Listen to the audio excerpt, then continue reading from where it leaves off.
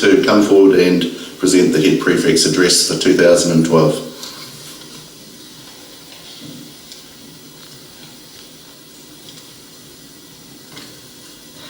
Whenever we see ourselves drawing towards the end of an era, we start to look back at where it all began.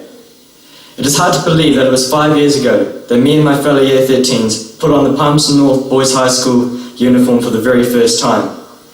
What is even harder to believe is the fact that it will now be stored away in the closet forever. It is sad in so many ways that for me and my fellow Year 13 leavers, secondary school life is now over. However, the discarding of a uniform does not signify the end of emotional ties. The friendships, the memories, and the lessons learned since entering Palmy Boys are things we cherish forever. Mr. and Mrs. Bovey, members of the Board of Trustees, invited guests, teachers, parents, and fellow students, it has been my honour and privilege to have been the Head Prefect of Palmerston North Boys High School for 2012 and to now present the 106th Head Prefect's address. It was this time last year when feelings of uncontrollable excitement and pride coursed through my veins as I was named the 2012 Head Prefect. Everything was a blur as I came up those steps to receive the Silver Crest badge. Various thoughts were racing through my mind. Other than those small worries of not tripping and to stop sweating, the most important question that was at the forefront of my mind was, am I ready for this? Was I ready to lead close to 1,800 boys throughout 2012? This was a question I myself could only answer. I recall the words of Mr. O'Connor. The best part about being named Head Prefect is the naming itself on the night, but the rest of the journey is a hard graft. Well, those words weren't exactly reassuring and they didn't really settle the nerves. However, this year was and will remain the most special chapter I've experienced in my life to date, and is a chapter that I will cherish for the rest of my days. Becoming Head Prefect of the school was more to me than just getting my name etched in gold ink on the honours board in the hall. My appointment made me realise that PNBHS is a school that doesn't discriminate and gives all its students, no matter what colour, size and shape, equal opportunity. I mean, look at Edward and myself, we're not exactly white, are we? Having an Indian background, it humbled me to know that while I represented the school, I was also an ambassador for my culture. This was an honour that I will forever remember. Being Head Prefect made me realise that I had now stepped into a tradition that had been part of all the Head Prefects Palmy Boys has had since 1902. The role, reputation and expectations that came with the title was no doubt daunting, but at the same time filled me with a sense of pride. This makes me realise that despite standing here tonight at this lectern and delivering this speech, my last act as a Head Prefect and as a high school student, the impact that Palmerston North Boys High School has had on me will be everlasting. This year has been filled with many highs, but there have also been some lows. This year I lost my grandfather. He was and still is my inspiration. It pains me to think that physically he cannot be here tonight, but I know mentally he will always be there. My grandfather taught me the importance of positive thinking. He knew that smiling and laughing was contagious. This explains why people often ended up feeling happy in his presence. He taught me a great deal in life, and with all honesty I can say that I would not be standing here today without the wisdom and lessons he imparted onto me. This period of the year was tough, but life does go on, and with it comes more challenges. One experience that I know I will remember forever is the Crest to Crest Challenge. This week tested the boys' mental strength, physical strength, and to some extent our sanity. On this week a great deal was learnt by all of us. We learned that Mr. Van's walking pace is faster than most of our jogging paces. We learned that when you're on a canoe and you put your paddle into the water, the more water you pull back, the faster you go forward. I'm not sure many of the boys knew that one. We learned that the bike ride from Awakuni to Fielding was relatively easy up to Bulls.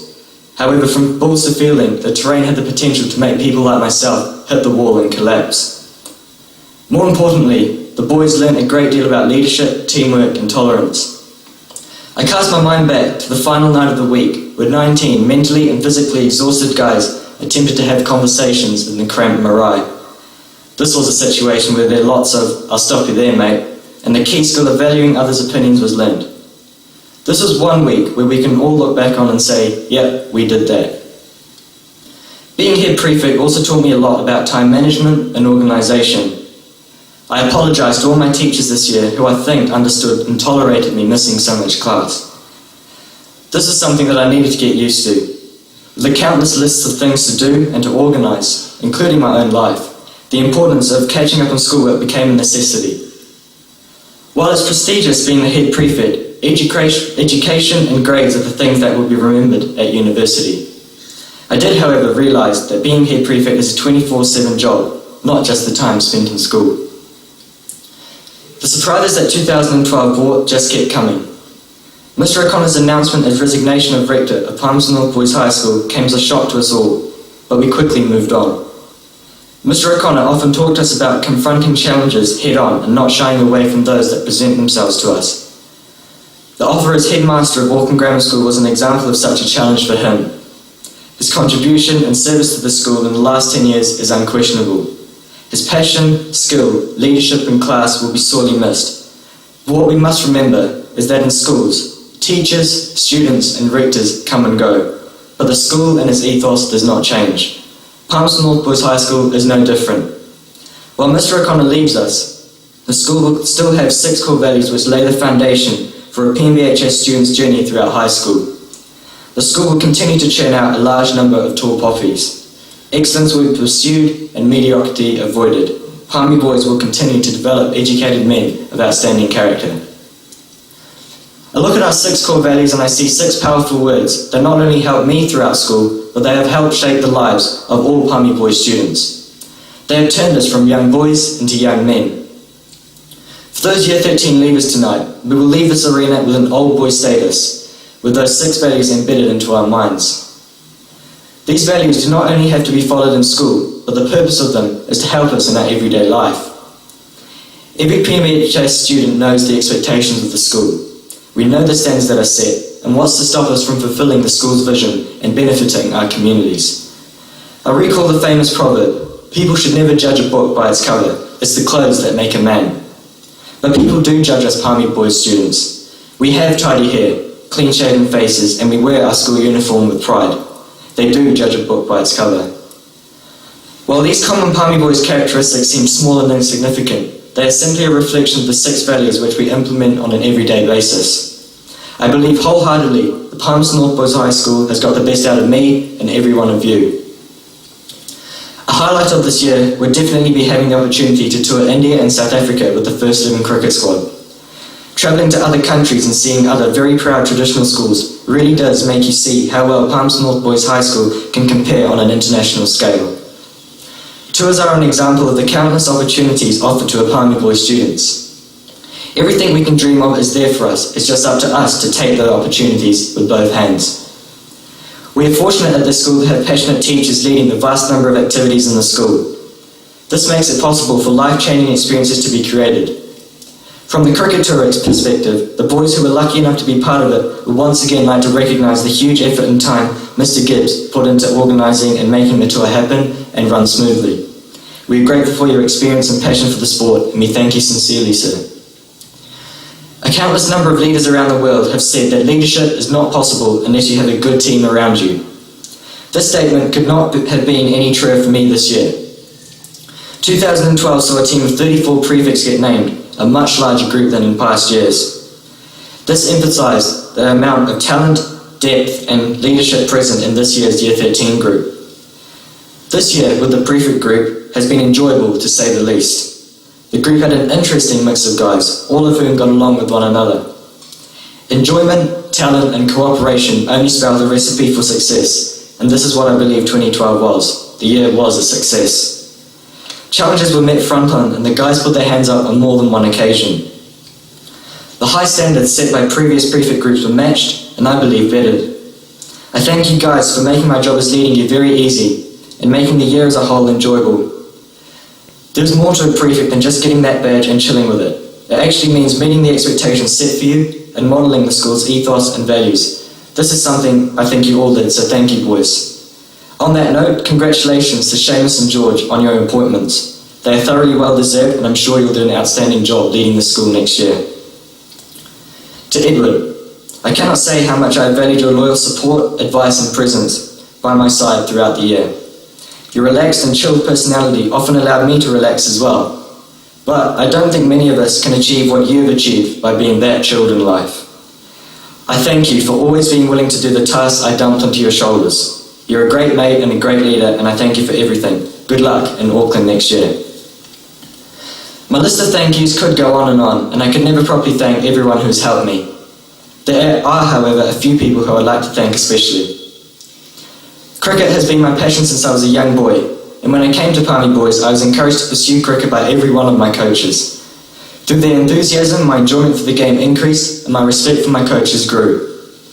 Unfortunately, the two First 11 cricket coaches, who I owe a great deal to, are unable to be here tonight, as they are away looking after the boys down in Lincoln, where we are currently competing in the Gillette Cup National Finals. Hopefully we can come home with the national title. We are one step closer to realising this dream after defeating Otago Boys High School in today's match.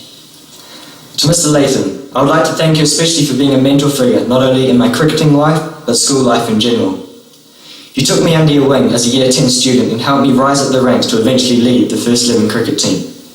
Your kindness and genuineness is unmatched, and your skills as a coach and teacher are unique. I thank you for always being there for me and always being willing to offer me advice. I will miss your constant enthusiasm and enjoyment for both cricket and teaching. Likewise, I have the utmost respect for Mr. Gibbs and Mr. Tairu. Both of you have helped me to improve my cricketing skills and cricket leadership.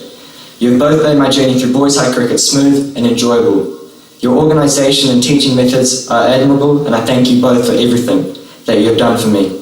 I am sure all other cricketers leaving tonight will feel the same way as I do about those three sirs. Mr. Doolan, you've been there for me ever since Year 9.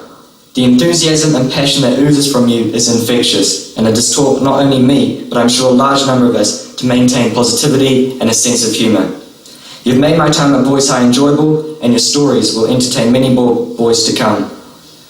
Unfortunately, your campaign for rector wasn't too successful, but I'm sure Mr. Bovey will value your opinions. I wish you all the best and thank you for everything. Big thanks must also go to Mr. King. I remember you saying that I was a full graduate of your leadership program, and I am proud to be one. You have instilled leadership into this school and have moved Palmy Boys into a unique and exclusive bracket. Not many schools around the country offer a leadership program to their junior school. We are privileged at this school to have your expertise in the leadership field. Personally, you have done a great deal for me and provided me with a number of skills and qualities that have helped me throughout the year. The Prefect and myself would like to thank you, sir. To Mr. Bovey, your guidance and advice throughout the year has been vital to my role as Head Prefect. You have always been there for me during the tough times, and have always been there to impart your wisdom and experience in those difficult situations. Your humour made my transition from student to Head Prefect smooth and enjoyable, and the jovial environment made the year a perfect blend of seriousness and enjoyment. It has been an honour to work alongside you. The support you have shown to not only me but the Prefect group as a whole is greatly appreciated. I, along with the Prefects, wish you and your family all the best for the future and hope that your reign as Rector is long and successful. All of these role models have guided me down a path of which I am most grateful for. They all have my undivided respect and admiration. Thank you, sirs. Last but not least, I think I should probably thank my family. I guess I do want a home to go to tonight. I think all of us don't appreciate fully the amount our families do for us. This is definitely the case for me. This year has been tough, but I've managed to get through it, and I'm standing here today because of my family. To Mum, Dad, and my sister Annika, I know Grandad cannot physically be here tonight, but I sincerely thank you all. No words can fully describe the amount I valued your support and guidance throughout the year. You were all like a wall that I could lean on when the going got tough, and you will always remain the rock of my life. Thank you for everything. So as my speech comes to a close and I attempt to sum up what I've learned, I think back to the last day of Leadership Week where we were privileged enough to hear from Alistair Davis, the CEO of Toyota New Zealand. He said that the 4 lessons of leadership he learned were to start early, to stick at it, communicate well, and to discover and define your purpose. These 4 lessons are true for every single one of us in the arena tonight. If we want something bad enough and we make that our ambition and goal in life, we should start working towards that goal as early as possible. To the Year 9 boys this year, if you want to be a prefect, then there's no reason why you can't start working towards that goal now. The key, however, is to stick with that goal. Nihil boni sine labore. Nothing is achieved without hard work. It's important that you communicate well. If you're not sure if you're on the right track, then just ask. If you're having problems, just confide in someone. People will listen to you. Lastly, it is important to define your purpose. Why are you doing this? Is it just to get a badge, or is it to really make a difference? So to those of you who are returning to school next year, I would encourage you all to put your hand up and be counted for. Aim big, but be realistic. Not everyone can be the first team captain or dux of the school, but every one of us can make a difference. I mentioned the ladder of education in my first address to the school, and as head prefect, and it is only fitting that I return to the analogy in my final address tonight. We all began high school on the bottom rung of the ladder as young boys. As we climbed the rungs of the ladder, we gained knowledge and we gained maturity. To those of us leaving secondary school after today, we have reached the top of that ladder. We have fulfilled the vision of the school and are now equipped with the tools to take on the world and its challenges. I wish you all the very best of luck for your futures and for your journeys. The last 5 years have been the most enjoyable and influential of my life. I can now close this chapter of my life and begin to write the next chapter as I hope, an educated man of outstanding character. Thank you.